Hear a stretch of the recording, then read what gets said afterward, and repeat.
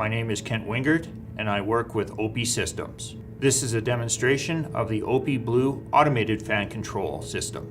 If you have an OPI Blue system and you're looking to control your fans, it's a great resource for you. I'm going to walk you through the steps of setting your automated fan control set points. We'll use the example here on the screen to go through the different steps. If you have an OPI Blue system with fan control, you're going to have a weather station on the system. You're going to have plenum sensors in each of the bins that you're controlling the fans for or wanting to control the fans for. Once all your system is set up and you've logged into it, you're going to go to the fan control page here. There's going to be a menu down the left-hand side. Just a simple click on the fan control portion of it. Any of the bins that you have set up for fan control are going to be displayed on the screen. We have a couple of options. We'll get into the manual side of it later, but right now I want to focus on the automation portion of it. So if we look at a specific bin that we're looking to have the fans come on based on conditions that we want to drive towards, all I'm going to end up doing is moving into the fan mode portion of that specified bin, clicking on the little gear icon that's there. A box will pop up.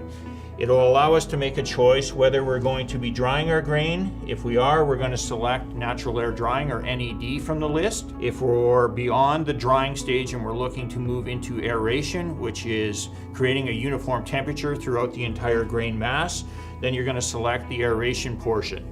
In this particular case, we're going to go through and we're going to select natural air drying. Once you've made that selection, a window pops up, and this is where you set in your set points. So in this example, what we're looking at doing is we're looking to drive towards our target moisture, and we want to make sure that we set our appropriate set points and operating window to be able to do that. That way the system with the fan control algorithms that we have does the work for you. It's smart enough to recognize when the conditions are right and the fans should be coming on, so you're only using your fans at the appropriate times to drive towards your optimum moisture target. So in this particular case, we have target EMC here, and EMC is your equilibrium moisture content, so that's what we want the grain to finish at. So when you go to sell it, depending on what you have, whether it's wheat, canola, corn, beans, rice, the targets are different for each individual crop, but we want to make sure that we reach that target so you're maximizing the moisture in the grain, maximizing the weight, and maximizing the money that you're going to get when you sell the grain. So we want to go ahead, and the user interface is meant to be extremely simple for you. It's just a simple slider situation here. So we go ahead and we select what target we want to do as far as our moisture goes. In this particular case,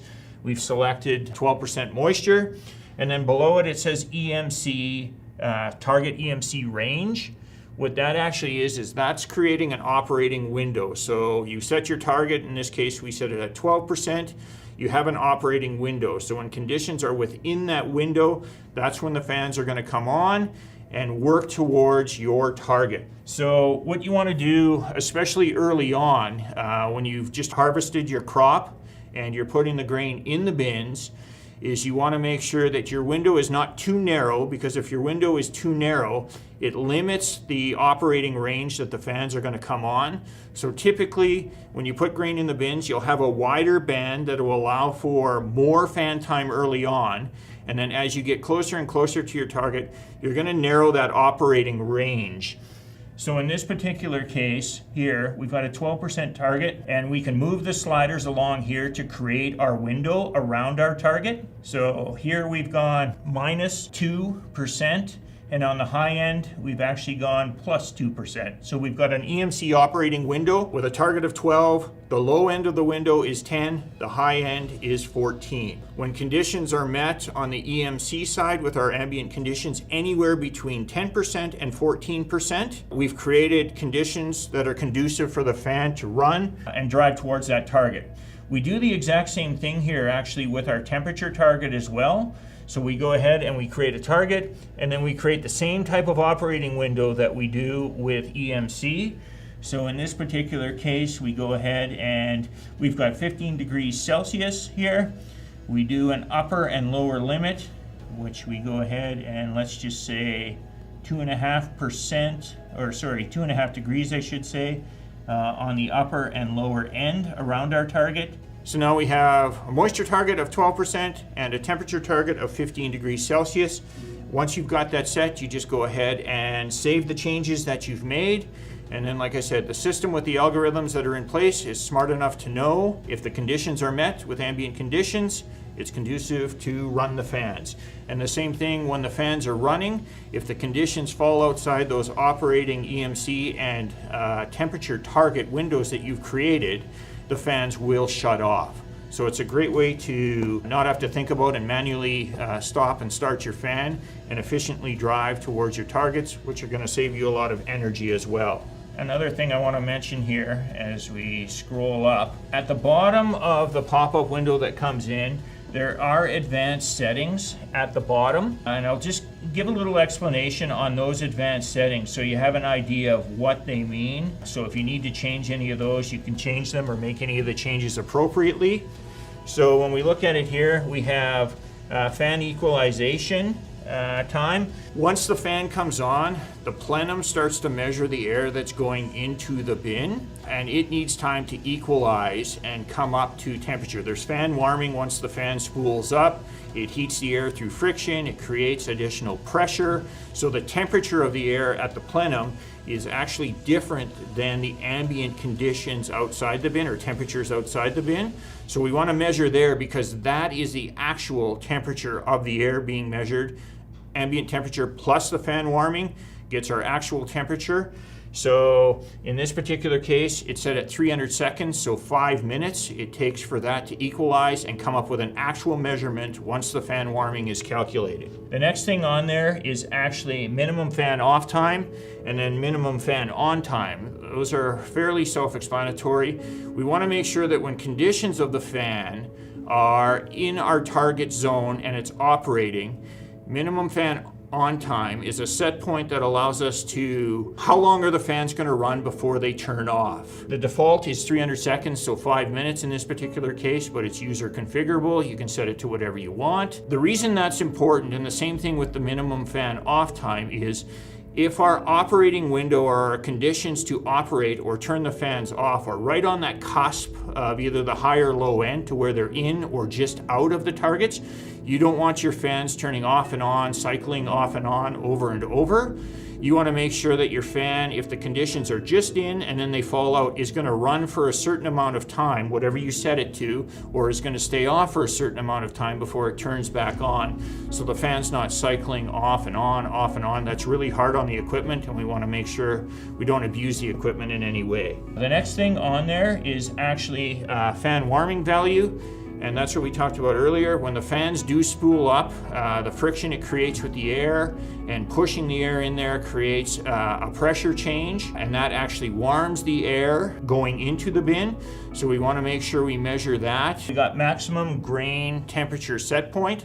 So when you're in aeration mode and you're specifically worried about getting a uniform temperature throughout the grain mass in the bin, if the temperature exceeds whatever maximum temperature threshold set point that you have here, regardless if the conditions are met to run the fan because you've actually exceeded that maximum set point, the system is smart enough to know that you either have a hotspot developing or a hotspot that has developed, and the fans are going to automatically turn on to cool that hotspot or warming grain down. So it's important that you have a reasonable set point in there as well. You don't want it set too high. If you've got it set too high, problems have already occurred. You want to make sure that you set it at a set point that's low enough that if you do get the fans coming on, they're mitigating a potential problem before it becomes a full-blown problem. Minimum air temperature and plenum pressure set point. So minimum air temperature is just the minimum temperature you will allow your fans to run at. It serves two purposes. It makes sure that if you don't have grain in the bins, the fans aren't going to run without grain being in the bins, because it's able to recognize temperatures of sensors on the cables that are within the bin, and when there's no grain in the bins, no sensors in the grain, it's not going to allow the fans to just kick on, which can cause damage to the bin itself or the aeration floor. The last thing is the minimum plenum pressure set point there. And what that does, we talked about plenum pressure and how we have a sensor in the plenum of the bin, and it's measuring temperature as the air is going in the bin. We also have a pressure sensor in that sensor down there, and that does two things. That gives us validation that when the system is actually calling for the fans to run, it gives a pressure reading in the system itself and provides us with validation that the system is calling for the fans and the fans actually have physically turned on. So it's just a validation process there, which is very important to make sure. We want to make sure that the system doesn't just call for the fans and we have no idea if the fans have actually turned on or not.